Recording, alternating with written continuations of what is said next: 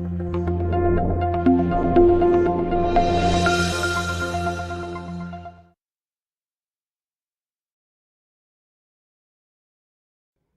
good morning, everyone. Welcome to Mompreneur Space live show where we interview mompreneurs from all around the world to share with you how they overcome their challenges as mompreneurs. So today we have a very, very special guest, and she is a mompreneur who I've connected over on LinkedIn. And after meeting her in person, we have so much to talk about, and she's so experienced in the local marketing space. And in this episode, we will be talking about stop doing marketing. And this is such an interesting topic, especially for startup founders and entrepreneurs. Christina is an advisor, mentor on branding, marketing, and startup with over 30 years of experience across creative, marketing, and branding, business leadership roles, and regional portfolios. She's also a keynote speaker and a published author for the book Not a Marketing Textbook. She was an ex-CMO-In-Residence with Singapore Management University Institute of Innovation and Entrepreneurship, where she still continues to mentor startups across diverse sectors. As a founder of a business launcher advisory, Chrisspeak, she leads a collective of experienced branding, marketing, and strategic partnership practitioners to help transform ideas into businesses that deliver great value. So without further ado, let me welcome Christina. Hi, Christina. Hello, hi Kenna. Good morning. Good morning, Eddie. Good morning Very to happy you. to be here. Yes, thank you very much for making time to for this episode. And the first time when I met you, we have so much to talk about, especially with your experience. You are such a great learner. Even started your business to help even more startup, and also businesses along the way. And I got during our session, I've learned so much. So maybe you can introduce yourself and share with the audience where are you from and currently where are you? What are you doing? Okay. I'm just gonna maybe skip the more conventional introductions that people want. Maybe just talk a little bit about who I am actually. So I've always loved words and pictures growing up, and when I was little, I also loved to daydream. So because I had a very strict up in a part of my life. So I will tend to then, I don't have a lot of activity outside, so I tend to lose myself in books and in stories. And so I'm always being curious about how things work, And sometimes I like to dismantle this, reconstruct and build, and they could be ideas, could be design, could be anything else. So I've always been stimulated by the senses and enjoying really creative stuff. So I love dance. I love art. I wouldn't say I'm an artist, but I appreciate beautiful things. And so when I actually I actually a lot of people surprised when I started off I started studying computer science, and then in high school, and then eventually I chose business. And up to my third year of university, I was still not sure what I wanted to do, but I know I enjoy really creative stuff. And I actually shared that story in my book, Not Marketing Textbook, where I talked about how my career got started. I was actually I basically attended a presentation by O&M, the advertising agency, about campaigns that they did, and it was really really interesting. And I thought, hey, this is what I want to do. And then fast forward, I basically got interviewed, and I got my first job in advertising, and I was there for quite a number of years before I ventured in-house. And I enjoyed my times in the advertising agency because it gives me opportunity to work on different industries. My role was more client service and business development, and what it meant is actually it gave me a lot of exposure to different kind of businesses. And it kind of fueled my curiosity. And always remember going to my boss room and say, hey, I need new ideas, I need new challenges, give it to me. So I do actually, I think, really helped me to expand my perspective and horizon when I was there. And of course, I get to do a lot of fun stuff. I moved in-house eventually. I was in a marketing role for quite a number of years, with a retail company. I think most people know NTUC FairPrice. and then subsequently also work for a startup as well, and then in the recent year, because I've been very fascinated also by the startup community. And I think even though I started my career in creative, right, I always think of startup as the new creative industry, because it's about creating new experience, creating new business model, even creating a new way of living and working. So I've been intrigued with that. So the opportunity came when I left my corporate job in 2019 to start doing some mentoring with SMU, Institute of Innovations and Entrepreneurship, and subsequently, of course, I stayed there for longer than expected. I'm still actually working together with men on a number of mentoring assignment and things like this. So yeah, a little bit more about this. So this is a big chunk about myself, but I really enjoy basically my career. I'm really thankful for all these different opportunities. And right now, even though I've been consulting for a while, and right now actually I've started building my practice and into a company where I'm actually including more people into the mix, because I know there are a lot of people out there that I've met who are really really talented in their work, but they're looking for an outlet basically to do more interesting stuff. And so my collective basically consists of people who are experienced in their respective field. And then I actually play the role of a strategist, where basically, when I do talk to my clients, I string together what they need and bring the right kind of expertise on board. So this is what I'm currently doing now. On top of that, I'm still enjoying writing. So as you mentioned just now, I published my first book last year. And I will say first book because I have more cooking actually in my head. I'm always curious and think about what I want to do next. So yeah, I just kind of enjoying basically new challenges. That's me. Wow, wow. Thanks, Christina, for that great introduction. In fact, now I know you even more. That you have all this interest, and I want to bring it to where you were talking about, like you studied business, and then your first job was in advertising. Am I right? You were saying that your Yes, first job was yes, in that's right. advertising. Yeah, I think that is also what strike that synergy with us, because my first sales career was in advertising sales, and that, like you mentioned, right, like in advertising you can try out a lot of things because you can just throw ideas, and that's Correct. where the creative juices come. Because like for my case, as of clients, as a salesperson, although we just want to, we can just sell like a full page full color and that's about it, right? But that's not the end, because the clients are really sick and tired, like, can you have something more creative than just full Yes. page full color? Can you do something else, or creative buy and all that? So I think that also started me to be able to use more, because I started fashion design, but I didn't really pursue fashion designing, although I was a baby wear for 4 years. But it's also Oh, because I was in baby wear, and that's where I got the job in a motherhood magazine as an advertising sales, right, because of right, my right. experience, my contact, that my sales director thought, oh, Kenneth, maybe you can convert some of them to be our clients, be our advertiser.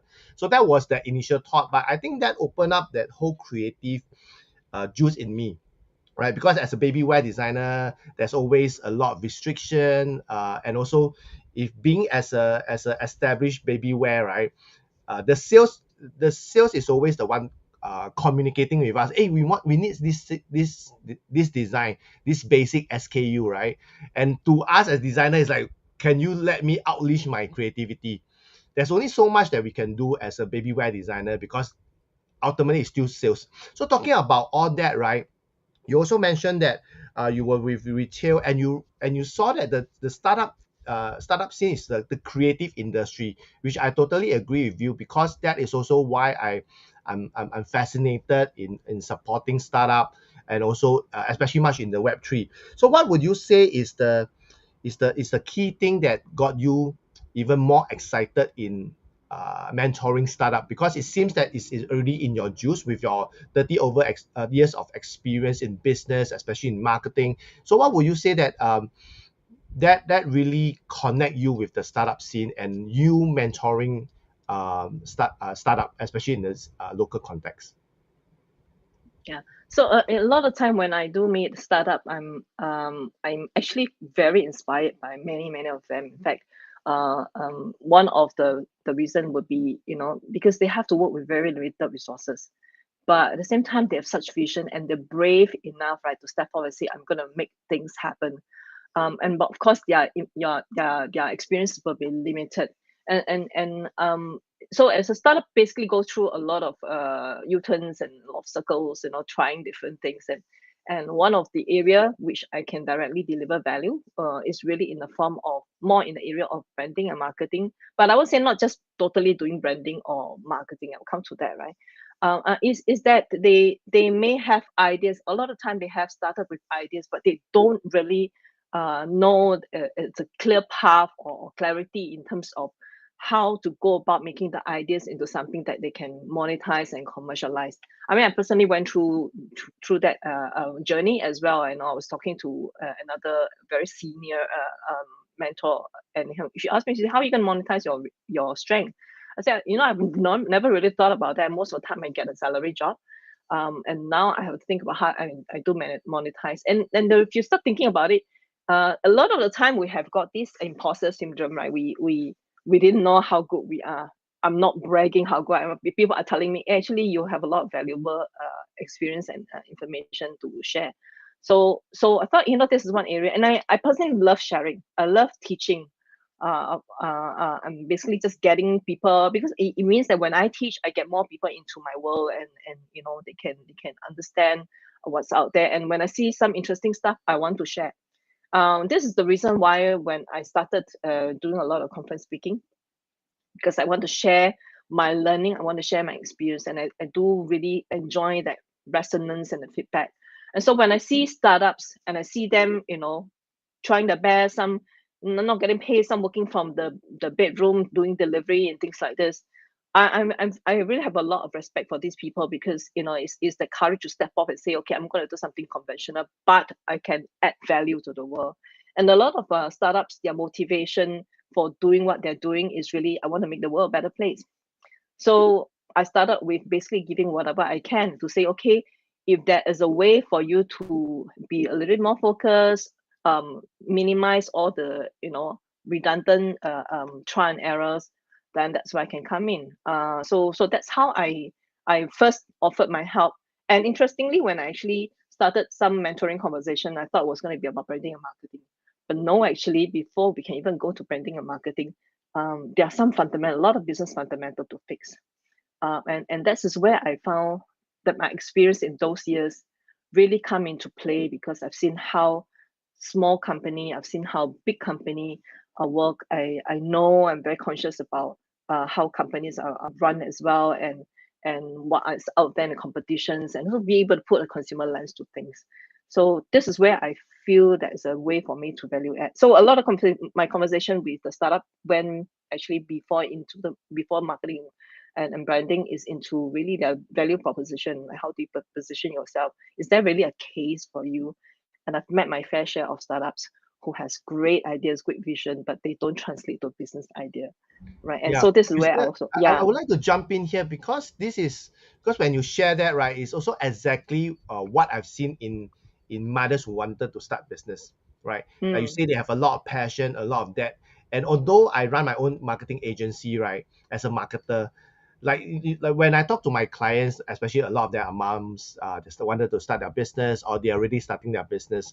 A lot of time, I agree with you that we never went to the topic of marketing at all. It's always about the business. How are you making yes, money? Are you profiting? yes, How is your business correct, model? How is your whole process like? And all that stuff, even before about the marketing. Because this is why I realized a lot of them thought that by settling the marketing, right, the business will profit and all that. But the whole reality is, I do not know whether you agree with me, is that the business fundamental, the business processes, the operation, all has to be in place before you can agree, inject the marketing component. Because agree, once your audience come in, right, if your processes don't give them a good experience, exactly, it just backfire, exactly. right? Exactly, and because we all, there's a very popular saying, right? Say no amount of marketing can sell a bad products, and your bad products is a result of your business. right? So as you've mentioned also, if you spend, let's say, money onto marketing and people come onto your platform, use your products, and it didn't work, it causes a lot of frustration. It's counterproductive. So before we even go out and say, okay, this is my products, come and use me, you in a way need to fix and say, okay, how will people potentially use your products, and what kind of experience do you want to generate? And this is a crucial step, right? You may have an idea already. You say, okay, this I'm going to sell this pod, but you have not really tested with the potential market whether or not there's a demand. And this is actually one of the many reasons why startup fail, right? So it's not doing proper product and market validations. And so what I meant by that is you may have an idea, you have thought about it, and they say, okay, we've tested this, but have you tested with the market? Have you tested with the people that you're going to be selling a product to? And a lot of time they may have done some product market validation, but they've done it wrongly with the wrong group of people, and so that doesn't count. And so actually, just last week, I had a mentoring session with another startup where it's really specifically on the area of product and market validation. So they've done up the questionnaires, they've got a list of things that they want to check. But if you start diving into how I guided them was really think about what are some of the hypotheses that you want to test, and then build a question around that. And then when that begin to provide a little bit more of a structure, it's a lot clearer. Then you can design something that really helps, and the methodology can vary different things. So yeah, I think just different ideas. It may start with, like, let's say you are like an entrepreneur, you are aspiring entrepreneur, you want to start with something. You create a prototype. I'm not talking about very finished prototype, but as a concept, or maybe your prototype could be like a concept that you may have. Test it to the people that is really going to be likely to be in your target audience, and get their feedback. Yeah, it could be as simple as that. But test that. You always start with hypothesis. It's okay. It's free of charge, right, to have a hypothesis, but get it tested. Yeah, and verified. Yeah, I think what you share is also very important for mompreneurs, especially for mompreneur Yes. space. Is for moms who plan to start a business, or mom who already starting business. And I think it's always very important to go back to the fundamentals, right? Like Yes. to test it out, to test whether your product or services is something that the market needs, or the market is Correct. looking for. Correct. Yeah, a lot of times we are. I think this apply to parents, right? We always think that our kid is the most beautiful, most obedient child. They Like, are. yeah, they are, but the thing is whether are they suitable for the market, or are they ready for the market, and whether the Correct. skill set that they have, is it applicable in today's world, right? So that's Correct. where Correct. when you talk about the testing and also the product market validation, I think that is very important. Like a lot of time when I meet mompreneurs, right, they are very passionate about the product. For example, bakery, then they have a great purpose because it's going to be vegan, it's going to help those da. But the problem Yes. Yes. is like is that something? Do you even know your market, right? There's so many people Correct. doing this. Correct. What makes you Correct. different? Yeah.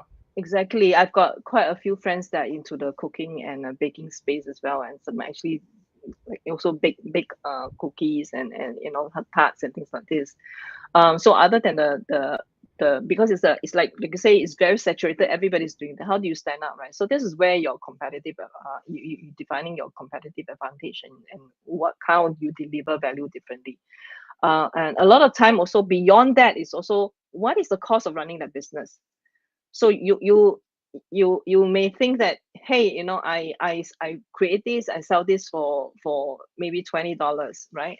My cost ingredients is only just a fraction of that, maybe $5. I make $15, but what is the cost of the time, right? And for the 1 hour work that you have put in, what else could you do? What's the opportunity cost? They never thought about that.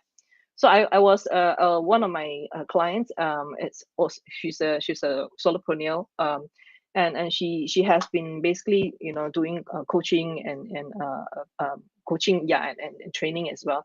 But she the things when she start thinking about how she can transition into more scalable business, there is a consideration of the time spent. What can you do in that 1 hour? What is the cost of your time, right?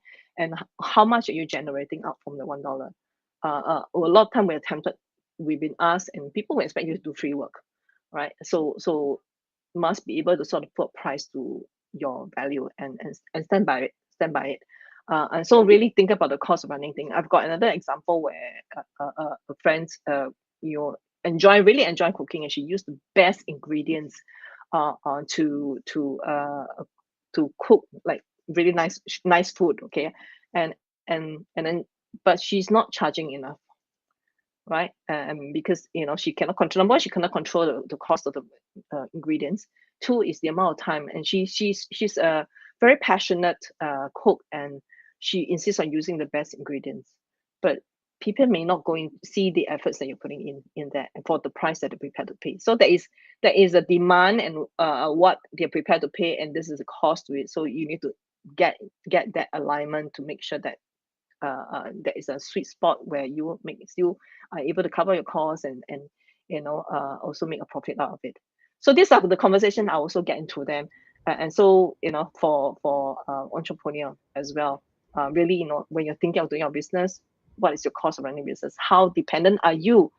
You could think about how dependent are you on other suppliers or other stakeholders to make this happen. If you have full control, great. If you actually are dependent on the rest, then what is the level of dependency? And these are things that also, when you do a pitch, like a startup will do a pitch to VC, they will look at things like this as well, right?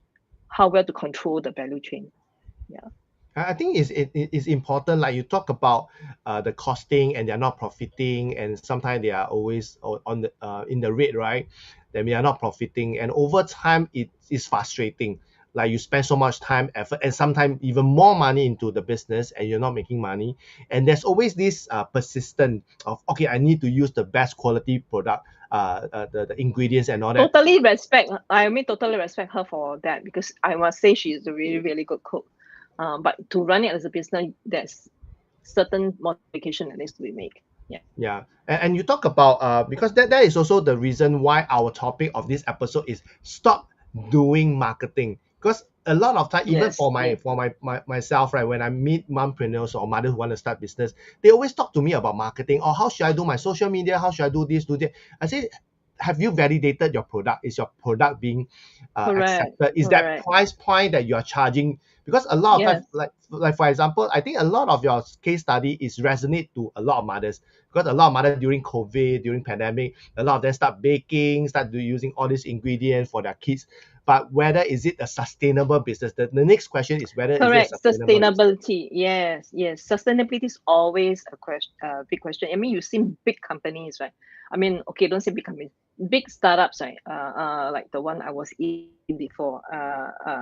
It was a really fast growing startup, and if with putting in all costs, with the belief that they put in all costs to basically to grow the business. But the it's not sustainable, because you think of, as a prudent business owners, you will want to think about what is your cost runway, how much can you get to invest in the business, what is your cost runway, and how to make sure that the revenue stream actually matches your cost runway, you're able to cover. Because the last thing you want is to reach a point where you run on no cost, no more fund left, and you got to retrench people. These are people alive we're talking about here, right? So sustainably in the form of financial sustainability, and understand what are some of the cost matrix you should be looking at. I also had the chance to basically coach one startup. She was a student, but she has a really thriving business, doing fashion accessory and jewelries. And the things that they are really making money already, right? Very profitable, but they never thought that a lot of business like that never thought about really seriously thinking about your pipeline. How can you do more to basically grow your revenue stream? And it's not about marketing more. Sometimes it's really making sure that you have the products. And I always like to use this example, right? So your business could be selling apple and orange, and you say, okay, this is the group of people, I'm selling my products. And this is a lot of people where a lot of entrepreneurs and startup owners will come and say, okay, this is my products, right? But the things, the people that you're talking to may be looking for watermelon. So Yeah. do you then still continue to push them and convince them orange and apple, when you can actually maybe create something as to find out why they like watermelon, something that actually still delivers similar satisfaction level, or as watermelon, or just make sure you get watermelon to sell to them, right? So this is where I like to use this analogy, right, to help to simplify. So this is where a lot of some of the potholes that startups and would be entrepreneurs would have a great idea, they're great, but it's not a business idea, and you can see until you can see how you can translate that. It may well be that you modify your apple and orange offering, right, to sell to people who like watermelon, proper people who want really very juicy fruits, right? So you may need to modify that. But of course, I will say also it's good always be curious and be prepared to see how you can leverage your strength, and when you are in doubt in terms of where you need to be going, and this is where you engage people like myself and yourself, to start that conversation and try to point towards the right directions. Yeah, I think just now when you talk about it, right? I think the key thing is about knowing your market. A lot of time I Yes, see a lot of startup, even for mompreneurs who start their business, they don't really know the market. For example, you talk about like you wanted to sell, maybe at this point of time, when you sell your apple, it works, but slowly, your market, your target audience has changed appetite.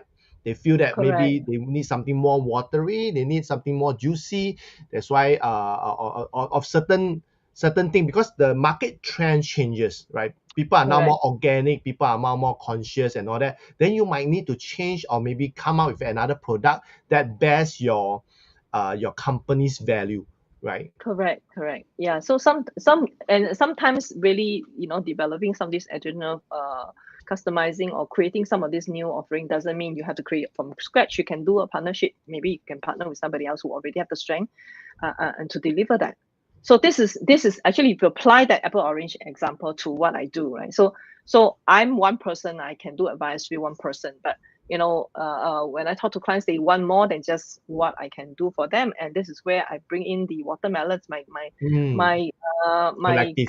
collective of talents are my basket of fruits, right? So Mm, whatever you want, whichever time, I can tell you, based on your needs, I'll put in the right kind of assortment for you, fruit petals for you, right? So this is how also it helped me change. Sometimes with the one person, there's only this much you can deliver because you only have 24 hours a day, right? And then sometimes when you actually add in one more person, is 1 + 1 equal to more than 3, more than 2, right? So this is where I think the power of collaboration come in. And I say yes, I think will be challenging, and if you are like a mothers or a woman or entrepreneur or any entrepreneur for that matter, you may want to start out and start delivering basically your service or product, things like that. It's great, test it out, but keep an open mind, yep. right? To see who else, and go and meet people and see who else we can collaborate Mm, to create something different, and find that mixture of cocktail, right? The mm. talent expertise cocktail, right? Can bring in very surprising results.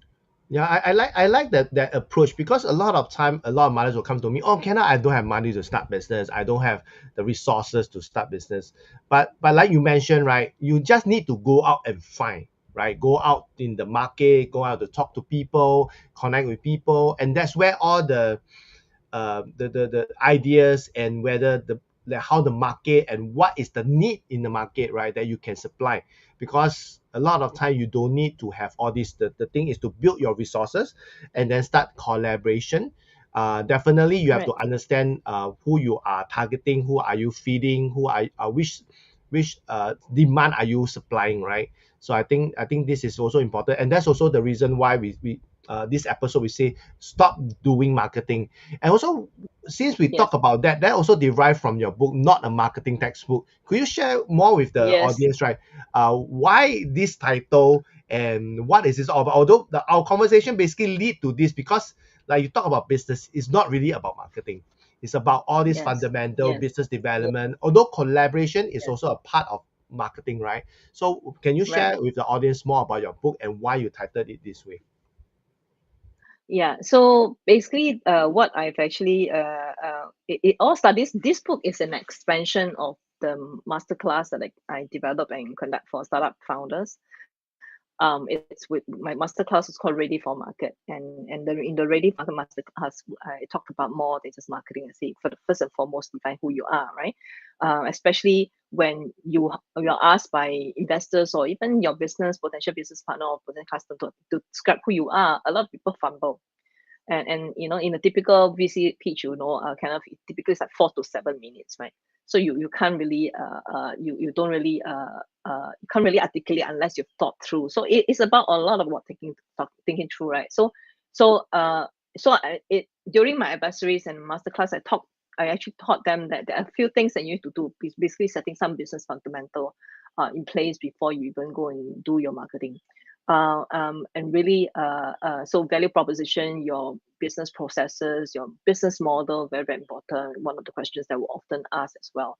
And why I say doing marketing is that there are a lot of people actually doing marketing. I'm not saying, so I'm opposed to that, is that not saying that marketing job is outdated. No, it's not that. It's the way we think need to be current, right? In not a marketing textbook, I cover a lot more things beyond just marketing per se. So it's about business fundamental. There are some marketing stuff, and there are also some about basically measurement and building a team and capabilities. But it's also about the fact that it's not a textbook. So many startups that I met with very little funds, they try to do a lot of things, right? Because that's what everybody else does, right? And they are doing catch up. So now with metaverse and in place and Web3, everybody say, oh, how can I get into Web3? But it's your customer there. If your customer is not there, then it's not relevant, right? So it's about, don't be caught up with doing marketing. And actually, when I talk to a lot of marketers as well, they are very caught up. They also have this observation. They are so caught up in catching up, or what's the latest tactic, what are some of the latest algorithms, and we are being like dragged, right? We're dragged to dance around all those platforms, algorithms, and what they allow in terms of marketing, and then you forget about why you do marketing in the first place. It is to support the business, right? So don't do, but actually think about driving business as a starting point, and then let the marketing follow that. So if you find that, it's actually very common sense, right? Because you have to do it for a purpose. When I was in advertising, we created campaigns, beautiful campaigns, right? It is to serve a function, the marketing function, because we are the extension to make it happen. When I joined the marketing in-house, to do marketing functions, it is ultimately supporting the business. What does the business want to do? And marketing is just one of the way you move. And sometimes you don't do marketing. You sort out the apple, orange, and watermelon issues, right? So that's how when I envisaged my book, it was not a marketing textbook, and I use a lot of stories, analogy to explain, because actually people are so confused by a lot of jargons out there, and so my approach was actually make it really easy to understand. That's why it's not a textbook. It's not just about marketing, and that's why we have this title here when we're debating, how we should call it. It's just stop doing marketing, but think more strategically, and I think there's not enough strategic thinking behind that. But once you've thought through, then you'll find that you're in a better place to understand what kind of resources, capabilities you need to put in place, what kind of avenues you need to tap onto, what kind of partnership you need to form, because ultimately it's how can you launch the business, how can the business grow, right? So that's how the whole story came about. Yeah, I like this part, because whatever you share, right, is really something that all mothers who want to start business, or anybody who want to start a business, should really go deep in thinking about the strategic part of it, about the business strategy and all that. And you talk about the apple and orange and with the watermelon story. I think people can resonate a lot, because these are very good, simple analogy that people can resonate with it, and people can understand, and it's not confusing, like you mentioned, right? A lot of time marketers or even marketing agency, right, that my clients go to, a lot of their mothers, they are like over bombarded by all this jargon, all this trend. Oh, you need to do TikTok. Why do you need to do TikTok? Are your audience at TikTok, right? That even fundamentally, you yourself don't even know that your whether Correct. your audience are on TikTok. If let's say your audience are 40 to 50, most likely they're on Facebook. Then what are Yes, you doing yes, on TikTok, right? So then you have to think about the conversion. How are you going to come up with strategy that you can drive them to your business? A lot of times, like recently, I talk about it on LinkedIn. Someone talk about having like posting every day, whether is it something that you want to be an influencer that's having 10K followers or connection, does it help you or not? But the key thing is, you are not strategic in putting out your content, nothing is going to convert. It's going to be true, you true, yourself become a content creator. And you talk about supporting business and to drive business, right? A lot of time, especially for new startup or for new entrepreneur, right? They don't get it. They are just putting out content as if that building themselves as influencers, as a correct, content creator, but they've forgotten that true, true, fundamentally they need to drive the business, right? But they are not driving or even converting or not putting out their offer. Nobody knows what they are selling, and correct, nobody are really correct. interested in what they are selling. Like you talk about the apple and orange and then watermelon, right? So what would you say are the common mistake of startup and entrepreneur, especially in your experience? I would say common mistake would be not doing your homework, um, understanding your market and your customers, not thinking through how you're going to basically deliver this business. And this is where like you think about the cost, the value chain, how long it takes for you to create something, right? And basically not having a plan. So you don't need to be a marketing expert to do like a plan, but at least you need to know how are you going to basically achieve your objective. And it could be as simple as really, I want to increase my leads, maybe percentage by 50%, and then just count backward how long it how much it used to cost you, what kind of time it cost you to get your current level of leads, and then work on from there.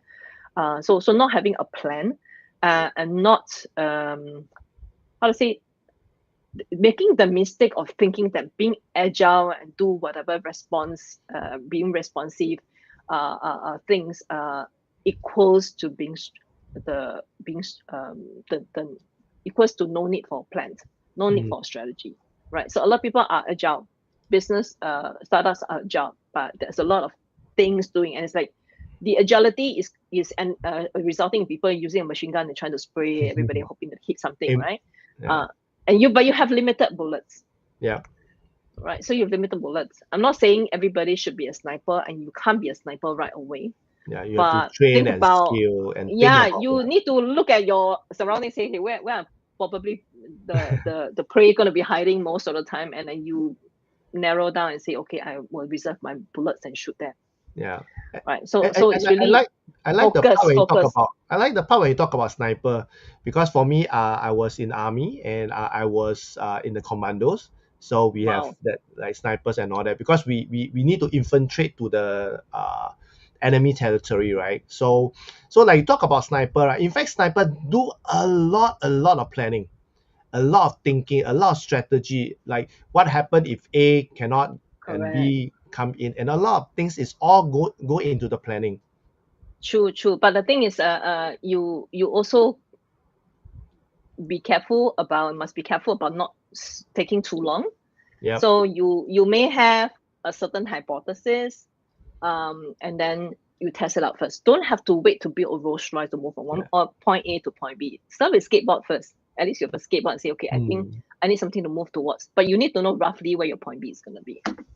Start with that, where your point B is going to be. Let's say mm, if you're starting out, you say, okay, I want to maybe do a business of leverage my skill set. I want to do, big some stuff I want to give to people, right? And then you first, okay, go ahead and bake it, try it, do your mm, prototype, and say, okay, how can I, if I were to sell it, how much are people to pay? You get all that learning from your initial trial and testing.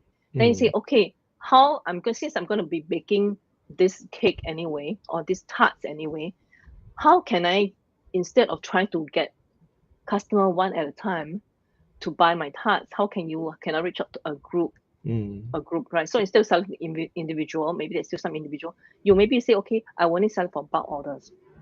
So you get the individual to group buy, collaborate and say, okay, I do bulk orders and I can give you to you at this slightly discounted price.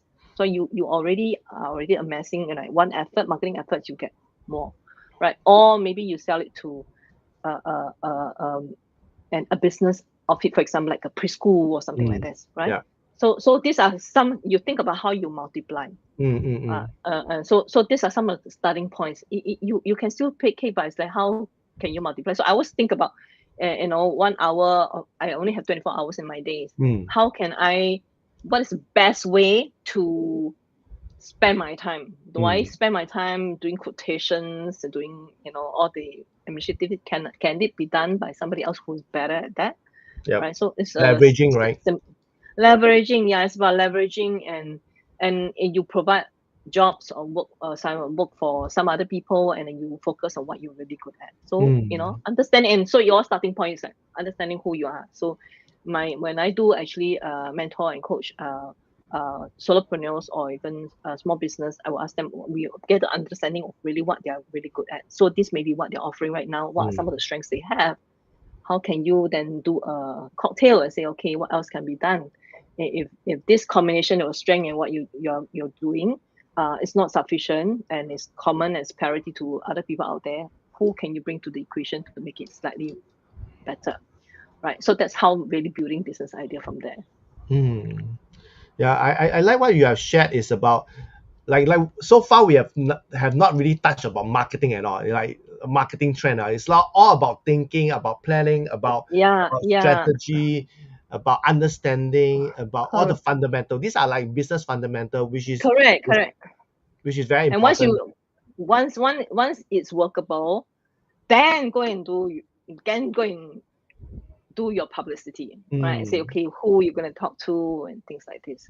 So obviously, I think a lot of marketers, they work for companies that have already done the first part of the work. And then what you just need to do is basically making sure that you deliver it to the right people. But also when you are doing that plan, also make a calculated move, right? So do you need to go for everything, right? So do you need to be on Clubhouse, to be on TikTok? Do you need to be on whatever channels out there, right? And what works for you? And at the end of the day, with this, you've got to think about consumer, right? How are they currently making decisions? How do they currently behave? And I also in my class, I also taught the startup about how can they go about doing customer journey map. I know this was usually more done when you're doing UX study and things like this, but actually when you start to use that principle, the other principles, and give you a little bit more pinpoint views at each stages of decision making, you can uncover a lot of clues about where the best media to reach out to. I was quite fortunate actually in my advertising career. I started off doing, last time we used to have differentiating above the line and below the line. So I was like above the line, right? So because all the visible stuff, sexy TV commercials and print campaigns. But I spent 2 years, I took time off. I spent 2 years in direct marketing. And during my direct marketing a day, not just doing flyers, okay, not the typical flyers kind of direct marketing, but rather crafting individual pieces that you think about the psychology of people opening the envelopes, opening up your packages. What are they thinking? What is kind of message you go to? How do you convey your language, your propositions to deliver empathy and try to draw resonance, right? All of those help me to develop a microscopic view in terms of how people make decisions and a very minute part about psychology changes, right? In that sense. So that was very, very useful for me. And when I start to go back to mainstream, and I realized actually I can apply that thinking, right, in a bigger scope where I think about really the entire journey, entire process. What is the best way? What are the best way to basically conduct or implement your marketing campaigns? So doing without thinking is what I will advocate. Don't do it that way, right? Always think. Why are you doing this in the first place?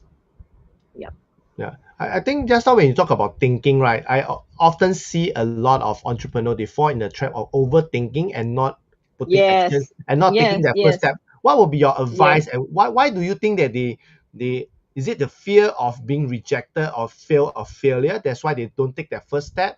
And what can they overcome, or what would you say is from your observation, from your experience in startup or entrepreneur not taking that first step, and how they can overcome it? I think I'm very familiar with the feeling, right? Because I had a feeling as well. You have ideas, but you're not sure whether you should proceed. You don't want to go too deep down the rabbit hole, and so this is where I would say that is safety in the company of counsel, right? So Mm, talk to people, get a reflection, test your idea with people, and get feedback, and get people who are experienced, and a lot of people out there, who are willing to share their experience and share their perspective. mm, Do that. When I was doing my book concept was conceptualized like for over 2 years. At the mm, moment I gave I did my ready for market masterclass, I thought, hey, I should convert this into a book, and because I can give a lot more context, right? Because my masterclasses are limited yep. time spent.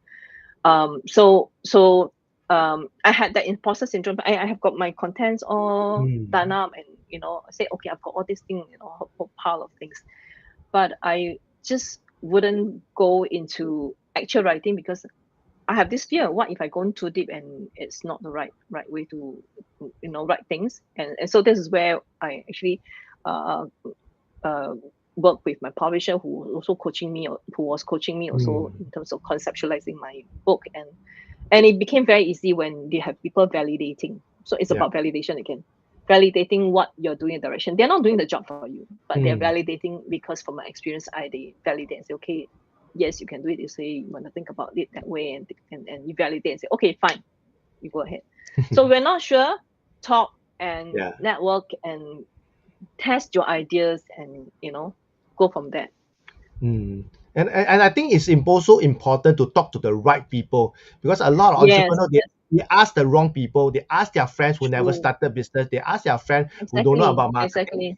Yeah, and it kind of drain them off and also lead them to the wrong direction. And the imposter Correct. syndrome got even worse because they are asking the wrong people. So like you talk True. about like that's why for you as a startup mentor with experience, and your experience is not just in marketing, is as a whole as a business, because you have seen so much like successful business, non-successful business. You have all this experience that act as a case study, as stories that you can share with startup, especially when they are still new, they have no experience. That's where mentors come in. Like even for my case, why a man can do that, because I work with mompreneurs for the past 14 years. I've seen successful one, I've seen very not successful one, and why they're not successful.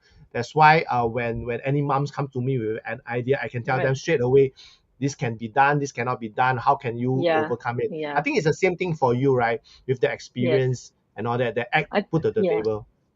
Yeah. So I think there's another thing about women, is really this thing about confidence, right? Confidence.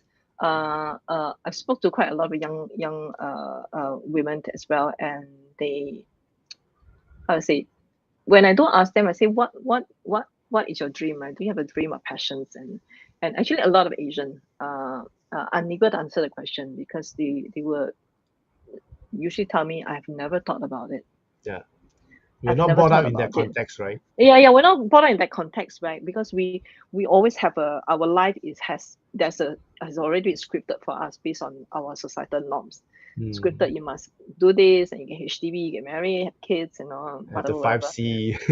Yeah, the 5C. Of course, now I think 5C doesn't quite work anymore. So they don't. It's the confidence stopping them. Hmm. And the thing is that for women especially, when you are asked to do a certain task, when people tell you you can do a certain task, you say, okay, I have to be 150% ready before I say yes. Hmm.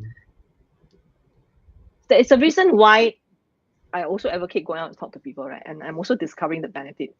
Because when I do meet with people, I'm actually interested in their entrepreneurial journey, because whoever Hmm. I need, you can be 20 something, you could be 30 something, you're a lot younger than me.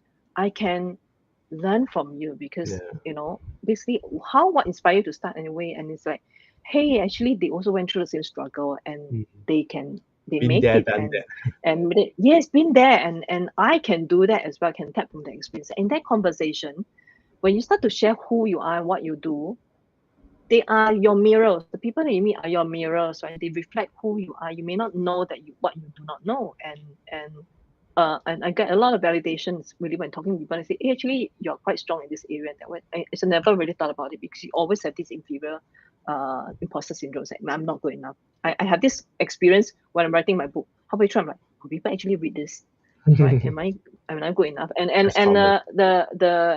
Yeah. So it is that. So be aware of that imposter syndrome talking to you, and go out and get other people to be your mirror and to validate and give your perspective and then give you a new perspective as well. So I say, yeah, don't be afraid to step out. Don't be afraid to embrace that dream. If I like this saying, I can't remember where it came from. It says, if your dream is, if I find your dreams is too scared, it's too scary, chances are, is if your your dream doesn't scare you, probably it's not big enough. Yeah, you're right. Right? Yeah. So I'll say, go for it. Dare to dream. Right? Find your purpose and learn from other people. Be very curious.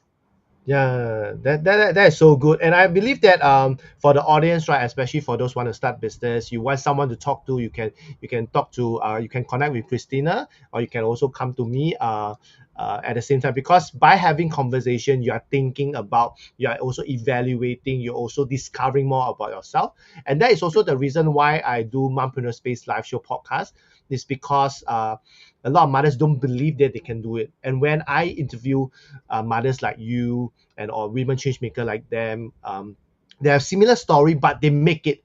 And it shows that it's possible to juggle both motherhood, business, or even doing something that you love, being a change maker, making a big change, making a small change, whatever you want to do, it's possible. And I've done like 100 over episode, and it's already validated that you can do it. The mothers all around the world have validated this idea, and for you, you are able to do it, if as long as you start believing that you can. So time have really flies, and I have a great conversation with you, Christina. And what would be that Thank one you. advice, right? Would you give to our audience who wanted to start business? What would be your one advice for them? Um, don't be afraid to entertain your thoughts, your ideas. Don't be afraid. Um, Go for it and really just be very, very curious, and yeah. And also I think important also to also find your purpose. What makes you happy? What makes you happy? What are your strengths? And these are really good starting points. And I do the same advice to my daughter, who's now 19 years old. Mm, It's really about, be curious, right? And ready to challenge yourself. You don't try, you don't know, right? And you don't want to basically spend your life thinking, I could have done that, I would have done that. Those are the regrets. sad Yeah. space to be in. Yeah, go for it.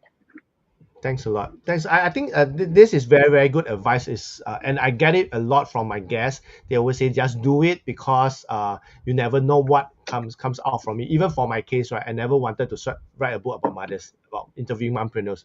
But as you mentioned, right, Surprising, actually, very surprising. But you've done it. You've yeah, done it, right? and I've done it for the past 7 years. And this is 106 episode. And it just brought me to another space that you never thought you would be. So once again, thanks, Christina, for sharing with us, and how to connect with you. Maybe you can share with the audience. Yeah, do connect with me on my LinkedIn, and I believe it's actually under the screen as well. Yep. Connect with me. Uh, um, my company is also called Chrisspeak. Of course, we're in the midst of actually updating our website, but I think the best way to reach me is LinkedIn. Yeah, I'd love to have a conversations. Just get to learn from each other. I'm also going to be launching my newsletter pretty soon, where I will be sharing a lot more, basically spotlights in terms of the conversations that I have, the learning I have. And I never fail to learn new things in every conversations that I have, and it gives me a really great satisfaction as well. I find it very, very rewarding doing that. So to connect with me, and then hope, and basically will learn to. I would love to understand basically what kind of things you'll be interested to know, and find a way to sort of share it. And also, Thanks. I'll do some advertising for a while. Go ahead. Yeah. So also, if you are keen and to really understand, what some of the advice and learning, my personal life experience, it's all captured in my book called Not a Marketing Textbooks. So it is available on Amazon in paperback as well as Kindles, but you can also in Singapore you can go to Kinokuniya's as well, and Han bookstores is available there as well. And you'll find actually a lot more contextual stories, analogies, and also my journey in my career that actually led me to who I am today. And you'll hopefully that will actually inspire you. You'll find some ideas that maybe inspire you to pursue what you want. And of course, when you do want to get more clarity, connect with me. Yeah. Wow. Thank Thanks a you. lot. Yeah. Thank you, Kenneth. Yeah. No problem. Thanks once again. Thanks, Christina, for sharing that. Also, for those who are interested, Not a Marketing Textbook by Christina, do grab a copy. I've just put the link that you can see. You can look for her, which is www.chrisspeak.com, right? So you can reach out to her on LinkedIn, Chrisspeak also. Yeah, this is what it looks like. Yeah, this is what it looks like Good. on Yeah. yeah, this is the cover that you should look for. Yeah. Look out Mm. for it. Thank you very much. Once again, thanks, Christina, for making time and share so much value for the audience out there, especially for those who want to start business or already running business. Do not jump into marketing. Stop doing marketing and start focusing on your business planning, business development, all that first before you jump into marketing. Yeah. So once again, thanks, Christina, and thanks everyone for Thank you. staying tuned, Thank you, and I will Kenneth. see you guys next week. Thanks, Christina. Thank you, everyone. Bye Bye bye. bye.